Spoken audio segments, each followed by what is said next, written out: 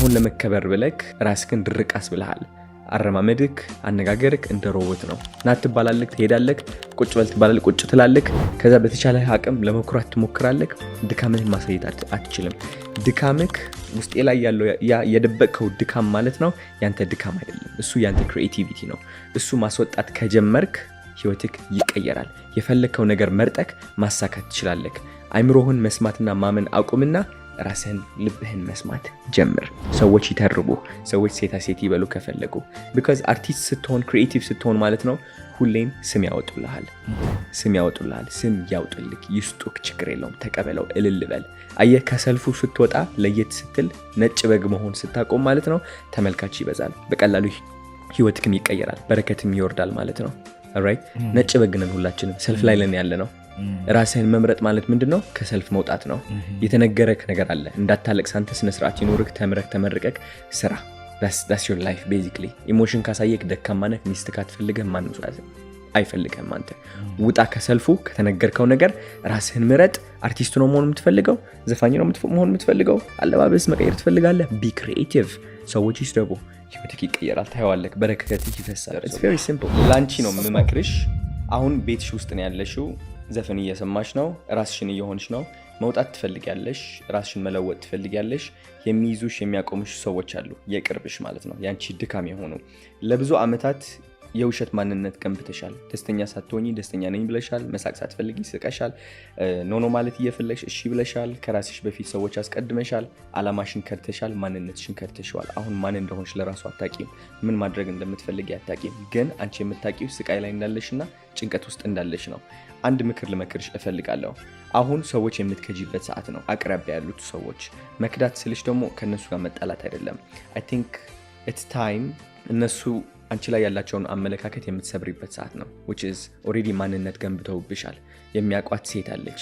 እሷን ሴት ለመሆን እየሞከርሽ ቀን በቀን ደግሞ እየተዳከምሽ ነው፣ ራስሽን እየጠላሽ ነው። ስለዚህ ክጃቸው። እነሱ አዲሷን ሴት ማስወጣት ጀምሪ።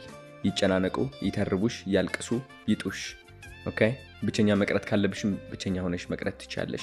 አይኖ ከባድ ነው እንደዚህ ብዬ ስነግርሽ፣ ግን ራስሽን እያጣሽ ነው ያለሽው። በጣም ትልቅ የሆነ ህልም አለሽ። አርቲስት መሆን ትፈልጊያለሽ፣ ዘፋኝ መሆን ትፈልጊያለሽ፣ አክቲንግ መጀመር ትፈልጊያለሽ። ብዙ የምትፈልጊያቸው ህልሞች አሉ። አለባበስሽ፣ ጸጉርሽ፣ አረማመድሽ፣ ማንነትሽ በአጠቃላይ መቀየር ትፈልጊያለሽ። የሚጀምረው ደግሞ እነዛ ከአቅራቢያሽ ያሉ እንደ ሌላ ሴት እንደሆንሽ ትሪት የሚያደርጉሽ ሰዎች በመክዳት ነው። የምትከጃቸው ደግሞ እነሱን በመጥላት እናንተ ማን አባታችሁ ስለሆናችሁ ነው በማለት ሳይሆን ራስሽን በመምረጥ ነው። አየሽ አንዳንዴ ራስሽን ስትመርጪ የሚቆጣ የሚናደድ ሰው ሊኖር ይችላል። ከሩቅ አይደለም ደግሞ ካጠገብሽ ነው። ራይት ፍቀጅላቸው እንዲናደዱ፣ ፍቀጅላቸው እንዲተርቡሽ፣ በቀልድ አስመስለው ማለት ነው። መጨረሻ በረከትሽ መፍሰሱ አይቀርም። because ልብሴን እየሰጠሁኝ ነው ያደግኩት። ትንሽ ከሰፈራችን ማለት ነው በሀብት ትንሽ በለጥ ያለ ነበረ። ሰው ሁሉም ሰው አይን ነበረው እኔ ላይ። ልጆቹ ጫማ ምናምን ሲፈልጉ they would wait for me እንትን ላይ ጫማዬን ይወስዳሉ፣ ልብሴን ምናምን። ለፋሚሊ ደግሞ አልናገርም፣ ከተናገርክ እንገድልሃለን ነው። so I held it in። ትምህርት ቤት ሲሄድ ደግሞ ምንድን ነው መምህሮቹ ጫማዬን ይመለከቱና ይሰድቡኛል። ምንድነው አንተ ስንት ገንዘብ የሌለው ተማሪ ያለ እነሱን ለማስደበር ነው። በዛ ነው የተባረርኩት ትምህርት ቤት ብዙ ጊዜ። ቤተሰብ ጠራ ነበር ምናምን። ሰው አዶናይ መታየት የለበትም፣ አዶናይ ሊያምርበት አይገባም። አዶናይ ዝቅ መሄድ አለበት፣ መደበቅ አለበት። ለዛም ነው ካናዳ ያለው ለ2 ዓመት ምናምን የማታ ሽፍት ነው የሰራሁት። ሰው እንዳያይ ማለት ነው። የማታ ሰራለሁ በቃ እንደ ጅብ ከሰተኛለህ። because like my whole life በጣም ሰዎችን ፈራ ነበረ completely። በጣም በሪጀክሽን ያደኩኝ ሰው ነኝ። ቡሊ እየተደረኩኝ I really care about people። ሰዎች ምን ይሉኛል የሚለው ነገር። ከዛ የሆነች ቀን ደረሰች you know what like I'm done like ተስፋ ቆርጫለሁ። ከዛ ግን I think it's like a whisper ልቤ ላይ ማለት ነው it said አዶናይ አንተ ተስፋ የቆረጥከው በህይወት ሳይሆን በውሸት በገነባው ማንነት ነው። so it's like okay damn really ተስፋ ቆርጡ በህይወት አይደለም። it's everything that I've been carrying ትክሻዬ ላይ። so that means all I have to do is instead of like quitting I could just give up on myself but not that way. just give up on የውሸት ማንነቱ። ከራሴ የጣልኳቸው በጣም ብዙ ሰዎች አሉ because I don't care anymore like መሞት ፈልጋለሁ።